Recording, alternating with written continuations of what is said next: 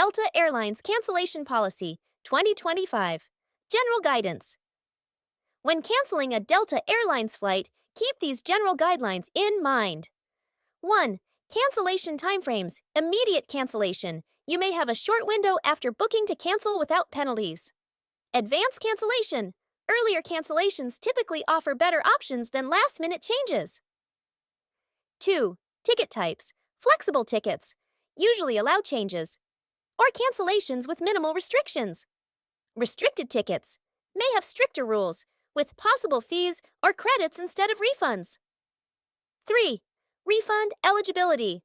Some tickets qualify for refunds, while others may only provide travel credits. Always verify refund terms before purchasing. 4. Change in cancellation fees. Fees vary based on fare type, destination, and timing. Same-day changes may have different rules than advance modifications. 5.